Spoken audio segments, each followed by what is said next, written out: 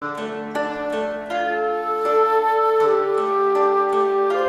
Tale of Genji is regarded as the first novel in world literature, part romance, part political drama, and part philosophical reflection. The Tale of Genji revolves around the romantic and political life of Hikaru Genji, the son of a Japanese emperor and a low-ranking concubine. Now, due to his mother's low social status, he was politically sidelined and given the surname Genji or Minamoto. In other words, Genji was classified as a commoner but lived within the imperial court's inner circle. As a side note, the name Genji was a noble surname traditionally granted by the Japanese emperor to royal offspring who were removed from the line of succession and incorporated into the aristocracy. The Tale of Genji is a long 1,000-page novel. There are 54 chapters. Each chapter focuses on a different episode in Genji's life. Now, Genji was successful in both romance and politics, but it didn't lead to lasting fulfillment. Every achievement carried the quiet awareness of its impermanence. Even the most beautiful love affairs in the novel are shadowed by loss, regret, or the passage of time. And one of the most important themes in the Tale of Genji is mono no aware. Now, this term is often translated as an awareness of impermanence, but that doesn't quite capture its full emotional depth. Mono no aware refers to a gentle, melancholic appreciation of the fleeting beauty of life, the sadness that cherry blossoms fall, not because they're dying, but because they are so achingly beautiful, precisely because they don't last. Now, this feeling is everywhere in the Tale of Genji, in the changing seasons, in the rise and fall of relationships, and in these subtle emotional shifts of the characters.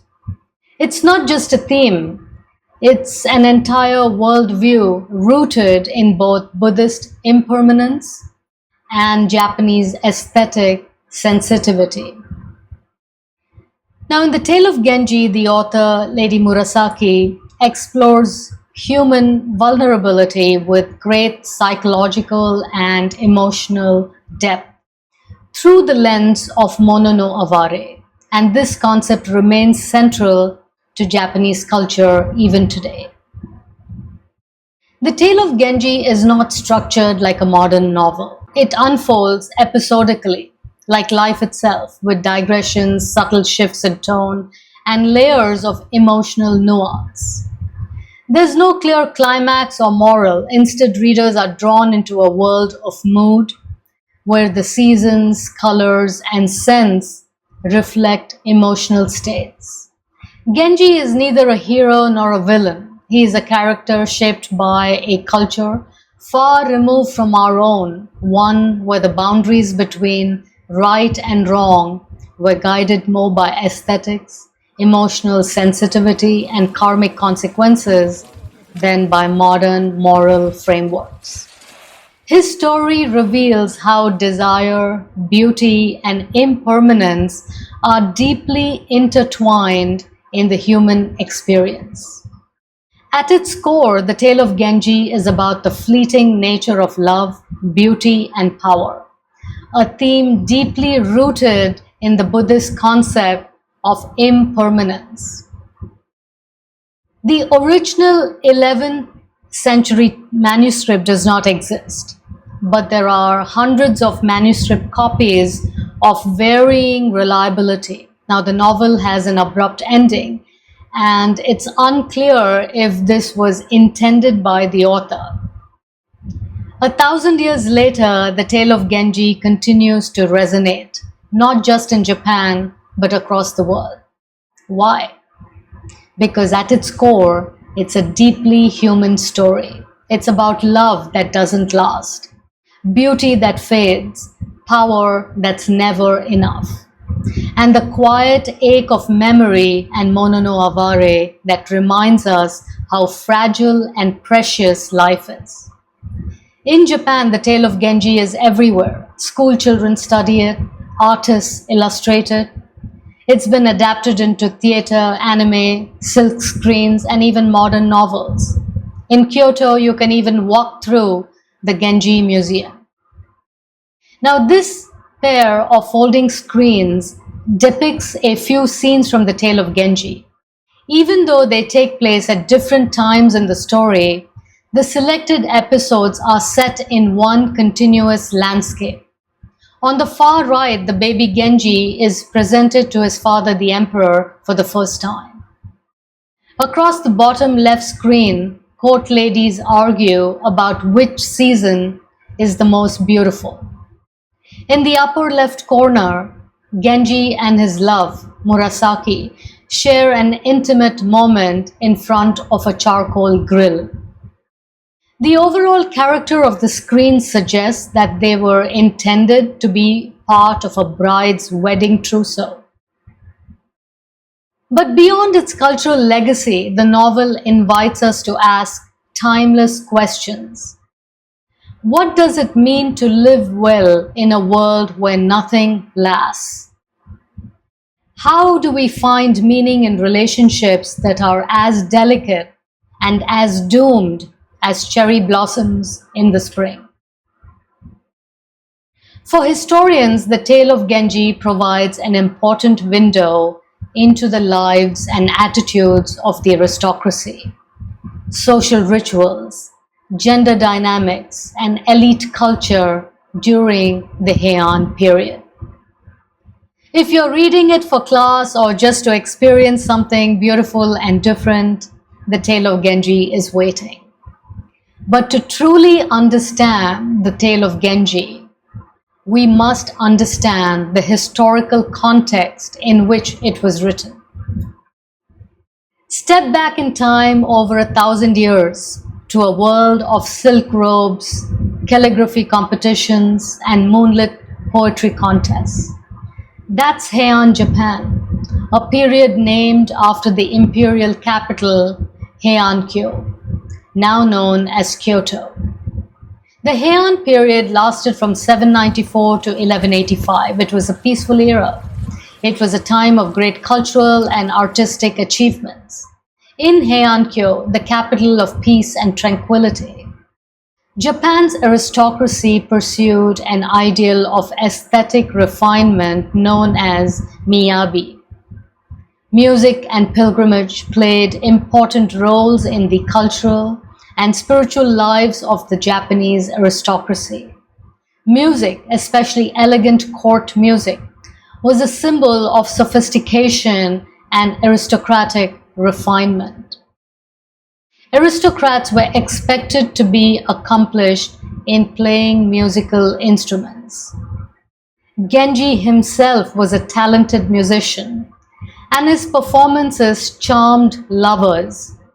His skill at playing musical instruments showed that he was sophisticated and artistically gifted. Genji and his lovers used music and poetry to express longing, sorrow, and affection, especially in contexts where open emotion was socially restricted. Buddhism was introduced to Japan in the 6th century and was patronized by the imperial court and aristocracy. During the Heian period, Buddhism became a central part of Japanese culture and had a profound impact on Japanese social, political, and artistic life.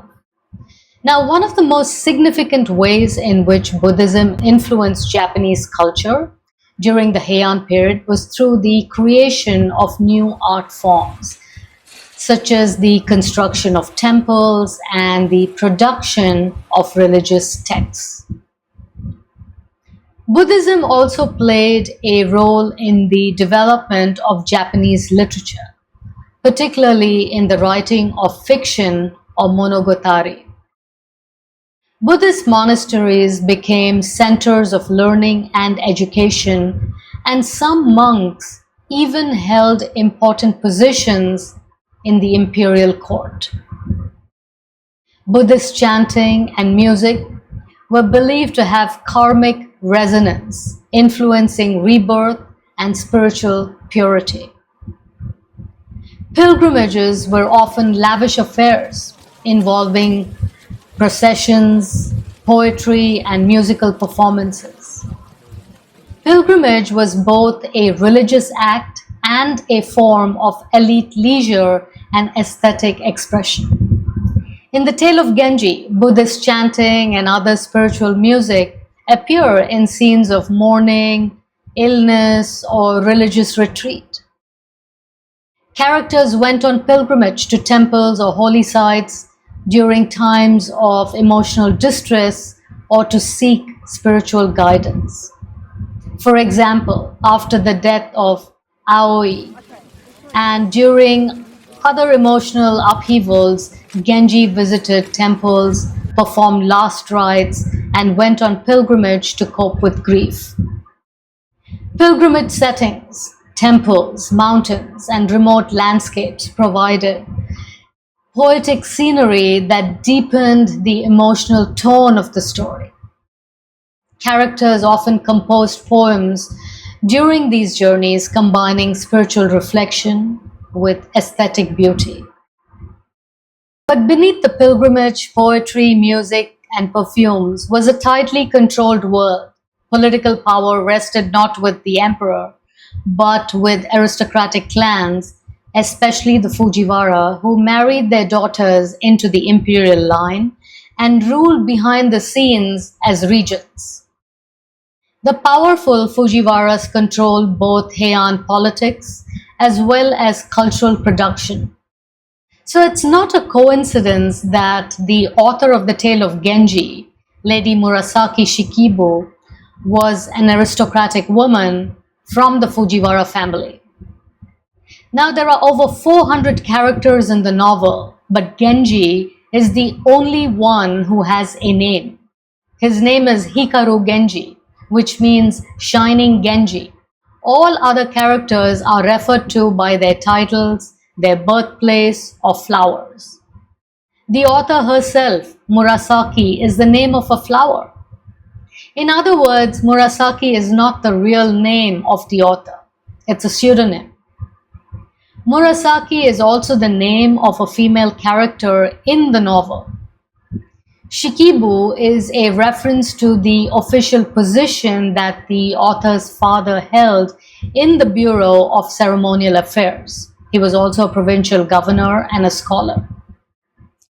Lady Murasaki's literary fluency in both Chinese and Japanese, combined with her deep knowledge of Buddhist and Confucian texts, gave her the tools to create a psychological and cultural mirror that reflected the world of Heian Japan more clearly than any historical document ever could. And in doing so, she became a literary pioneer, the first novelist in world history. There are over 700 poems embedded in the prose, serving as coded messages between characters. Poems were a central part of Japanese aristocratic expression. Communication was stylized. Japanese aristocrats often spoke through waka poetry to express affection, apology, or longing. Love affairs played out through months of exchanged poems before couples even met in person. Murasaki doesn't simply examine the decisions and actions of the characters, but explores the emotions and motivations behind them. So in that sense, this is a psychological novel. Now, one important point to understand is that Japanese men did not write fiction. Until the Heian period, Japanese men used Chinese characters to write about history, politics, religion, and philosophy, matters of truth. They didn't have any interest in writing fiction. where everything is imaginary and made up. They look down upon fiction. Now, this is an important point because that gave women a unique opportunity to enter a male-dominated field. In some ways, we can compare this to the origins of the blues in the Deep South. After the Civil War, white musicians were not interested in the music of poor African Americans in Georgia or Mississippi. But their amazing music became very popular in the early 20th century and eventually became the cornerstone of American music. So similarly, in Japan, Japanese women were not allowed to write non-fiction in Chinese. So Japanese women developed katakana and wrote fiction for the first time in Japanese. Lady Murasaki used this opportunity to create one of the greatest masterpieces of Japanese literature. Now, this is significant because Monogatari marks the emergence of a new literary genre, and it represents a major turning point in the history of Japanese literature. Now, let's talk about Genji. Who was he and what was he looking for? Genji was a handsome and talented prince. He was the son of the Japanese emperor, but his mother was a low-ranking concubine named Kiritsubo. Now, what does this tell us about Heian society and imperial politics? The emperor and aristocratic men had many women and love affairs. It was quite common and socially acceptable. So Genji's mom, Kiritsubo, was very young, beautiful, and the emperor was very attracted to her. But she was not a powerful woman. What we know is that there was a kind of ranking or social hierarchy among the concubines and their children. And although Genji was very handsome and talented and most qualified to succeed his father, he could never become the emperor of Japan because of his mom's low social ranking in imperial politics. Now, one of the top ranking consorts was a lady named Kokiden. Now, Kokiden hated Genji and his mother, and Kokiden made sure that her own son became the emperor and not Genji. She was the evil stepmom. Genji's mom, Kiritsubo, died soon after Genji was born. The emperor then took on another consort named Fujitsubo. Fujitsubo was a very young and beautiful girl, and there was a smaller age gap between Fujitsubo and Genji than between the emperor and Fujitsubo. Initially, Fujitsubo took care of Genji as he was a small boy. As Genji grew up and became a teenager, he developed an attraction to Fujitsubo, his father's wife. Genji had a secret love affair with Fujitsubo and impregnated her. And the child that Fujitsubo gave birth to was actually Genji's son, but everything was hush-hush and people were led to believe that it was the emperor's son. Now, Genji's relationship with Fujitsubo was marked by both passion and secrecy. Now, despite their deep love for each other, they had to keep their relationship hidden from the rest of the nobility. Now, what's so interesting about this affair between Genji and Fujitsubo is that many years later, that child became the emperor of Japan. Now, although Genji was the most qualified, he was not made the emperor, but ironically, his illegitimate son became the emperor many years later. Now, although the story centers on Genji, the author, Lady Murasaki, gives emotional depth to the female characters. For example, Fujitsubo is shown to have her desires and she resists Genji's advances when necessary. So why does the author create the storyline? In Japanese culture, the role of family, lineage, and the emperor are very important. Although Genji was the emperor's son, he was not allowed to become the emperor because of his mom's low social status. So the author is telling us that the emperor and the aristocrats were all having so many affairs and children with different women. How can we be so sure about the purity of lineage? Heian society was obsessed with rank, beauty, and decorum. And these themes are explored through the characters' interactions and relationships, as well as through the novel's depiction of court life. Genji had several romantic relationships. Lady Aoi was the only woman whom Genji married. She was his official wife, but Genji didn't love her. Genji was looking for true love and lasting happiness, but he never found it. Genji was unhappy, and all the female characters were unhappy. This is a reference to the Four Noble Truths that the Buddha taught. Life is full of dukkha or dissatisfaction. The Buddha taught that dukkha arises from craving and attachment to things that are impermanent and constantly changing. He said that the ultimate cause of suffering was ignorance because of the true nature of reality, and that the way to end suffering was to develop wisdom and insight into the nature of reality.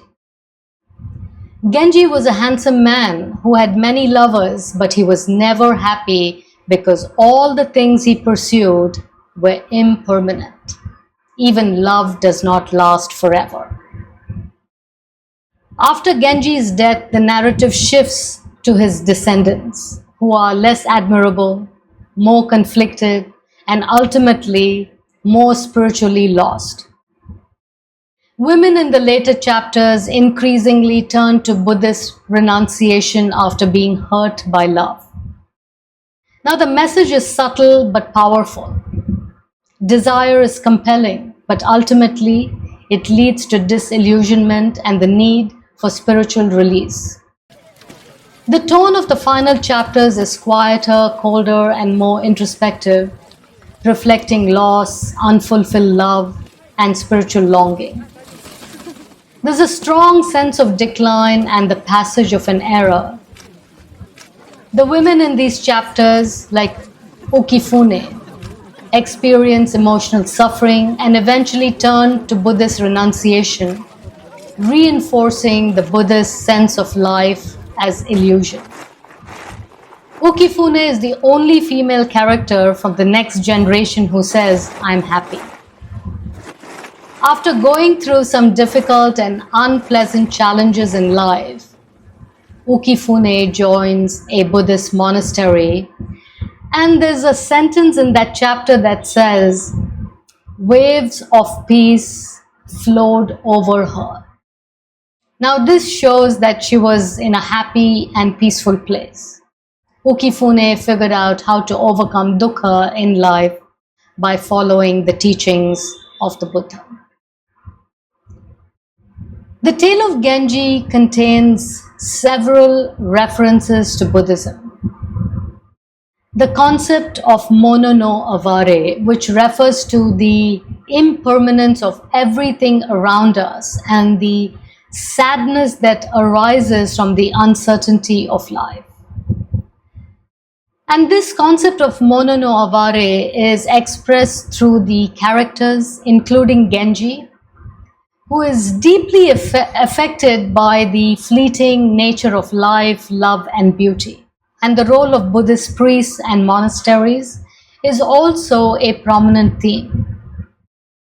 The characters in the story often visit monasteries and seek the guidance of priests, and monasteries are depicted as places of peace and refuge, where one can escape the troubles of the world.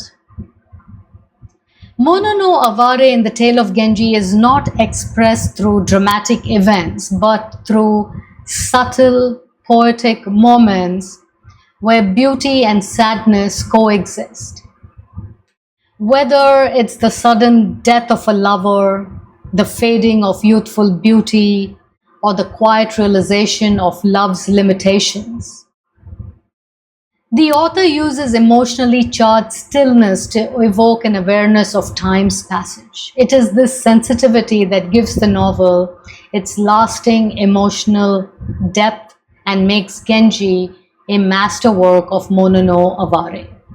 Aoi, Genji's wife, died shortly after giving birth to their son.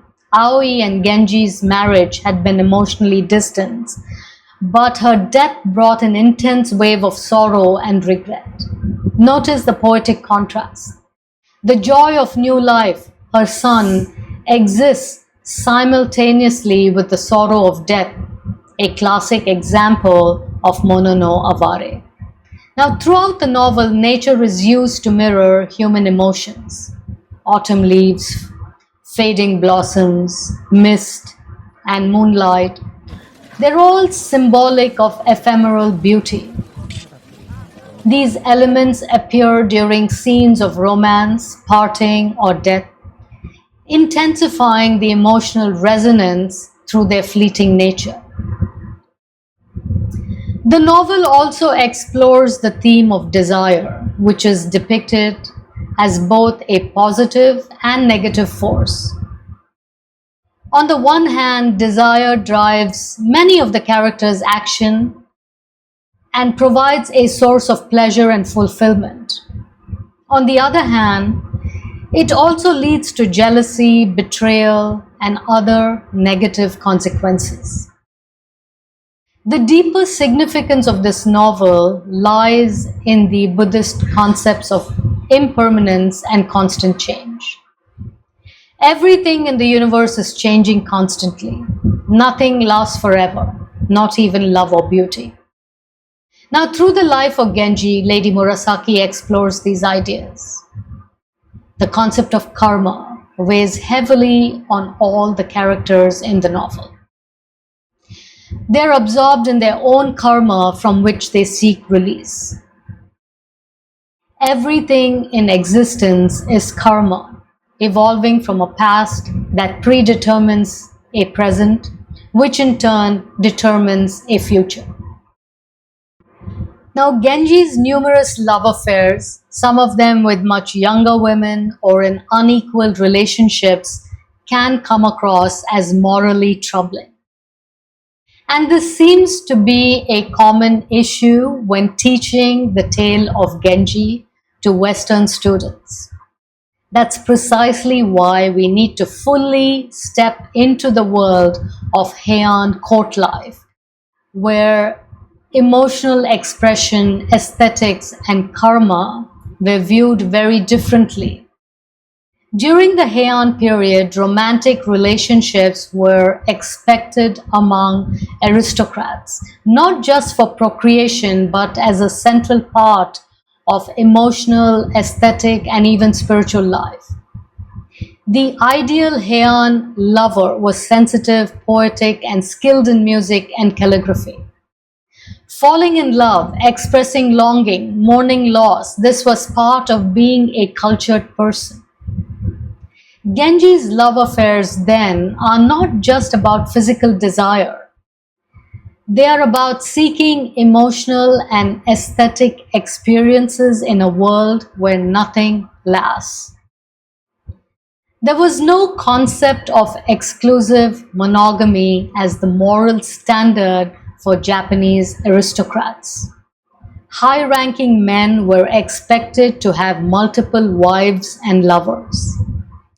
Romantic relationships were fluid, complex, and often politically strategic. Women, especially those of lower status, had limited choices and were often married off or brought into the court households at a young age. The Heian court valued beauty, sensitivity, and refinement almost as ethical ideals.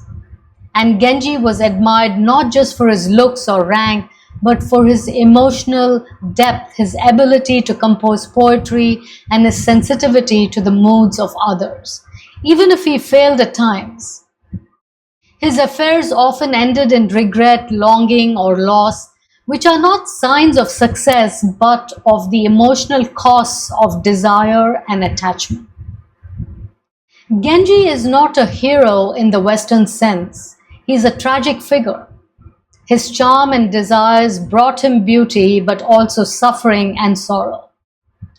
His lovers often died or suffered. His greatest love, Murasaki, withered emotionally and physically. His story embodies the Buddhist idea that clinging to beauty and love only deepens suffering. The author isn't asking readers to approve of Genji. She invites readers to feel the sadness, beauty, and spiritual weight of his life. By reading it through the lens of Heian values and Buddhist thought, Western students can better appreciate why the characters acted as they did and why their emotional lives were so rich, poetic, and tragic. Now, if you look at Western European aristocracy during the same time period, you'll see that it was largely defined by feudal power, religious orthodoxy, and a rigid sense of duty and lineage. Now, while love and marriage were important, they were often subordinate to political alliances and dynastic concerns. European knights lived in a world of battle, honor, and public action. For clarity, let's briefly compare and contrast some of the characters and themes of Western works with the Tale of Genji. In Beowulf, an English epic composed around the same time, the main themes are loyalty, fame, violence, mortality, legacy, and the main character is a heroic warrior king who slayed monsters and died in battle. Beowulf gained glory through physical strength, courage, and conquest. And the tone of Beowulf is stoic and fatalistic, but it lacks this concept of monono avare. Take the Song of Roland, a French epic from the 11th century. The main themes are feudal loyalty, Christian martyrdom, betrayal, and warfare. The main character, Roland, was a noble knight and vassal who died in battle defending Charlemagne. There's no romantic love in Roland's story. It's a story of public loyalty and military sacrifice, not personal charm and emotional depth. Western medieval literature celebrated the sword, the cross, and the code of loyalty. The Tale of Genji, on the other hand, offers a very different vision of aristocratic life, one rooted in beauty, poetry, and emotional sensitivity. Genji's world was not about conquest or salvation, but about navigating the fragile spaces between desire, duty, and the quiet sorrow of impermanence.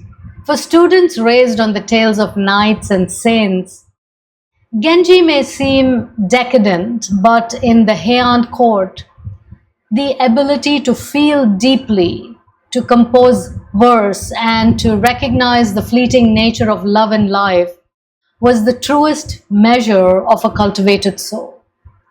The significance of the Tale of Genji lies in its exploration of these themes and its portrayal of the complexities and nuances of Heian period society and culture.